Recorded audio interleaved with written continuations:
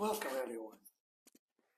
Today we're diving into an intriguing chapter of American history, specifically the Wentworth family's remarkable influence over New Hampshire, particularly Portsmouth, from 1715 to 1775.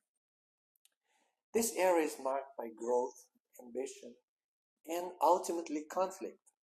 So buckle up for an exciting exploration of power and legacy.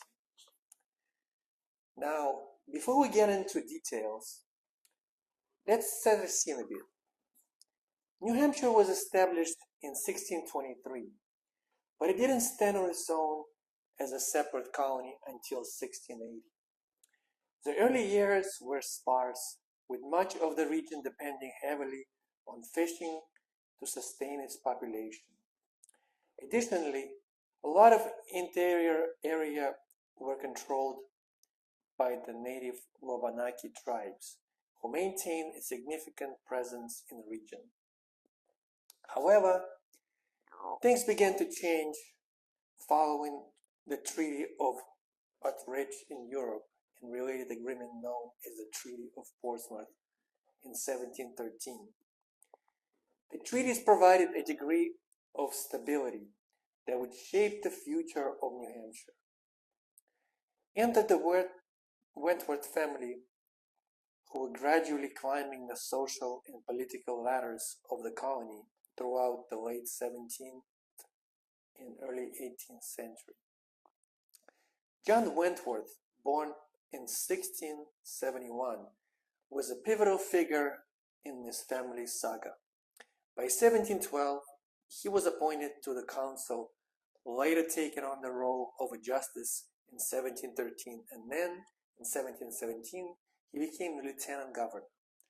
Alongside his wife Sarah Hunkin, who was the daughter of another influential figure, John was a doting father of 14 children, all of whom reached adulthood. Let's just say that marrying into other influential families certainly helped their dynasty grow and thrive. The local community often referred to them as the Wentworth Clan, highlighting their prominence and influence over the region.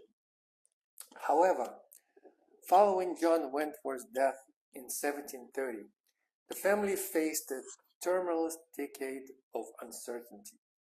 During this challenging time, the Wentworth family and their connections both in New Hampshire and England rallied together to elevate Benning Wentworth, John's eldest son, to the role of New Hampshire's first royal governor in 1741. This wasn't just any governor. Mind you, Benning Wentworth went on to serve longer than any other governor in the American colonies, holding office until 1767. Quite the record, right? So what made Benning so successful during his time? A significant part of his success was his generous land grants, which played a vital role in expanding the colony. They established new towns and ensured that not just his family, but also other elite citizens and small farmers benefited from this growth. Additionally, the timber trade burgeoned during his administration, especially with the needs to the British Navy, resulting in increasing wealth for the region and adequate revenue to keep the crown pleased. The forestry cuts opened up land, fostering agriculture and attracting new residents looking for opportunities. However, as the 1760s rolled around, the tone began to shift.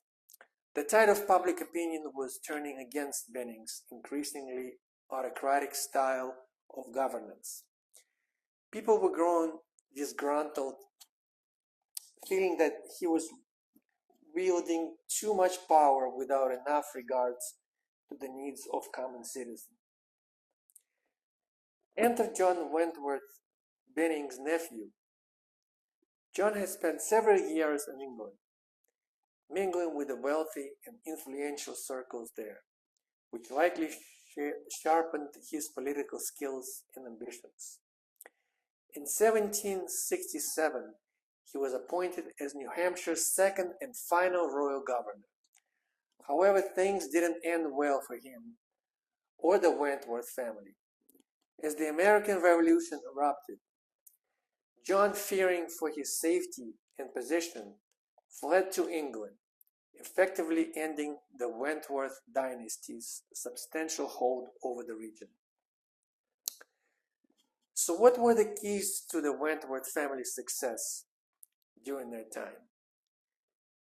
They thrived due to a mix of factors: stability, diligence, and of course a bit of luck, which they often believed was the providence of God guiding their path. From humble beginnings to a powerful political dynasty, the Wentworth clan truly left an indelible mark on the industry of New Hampshire.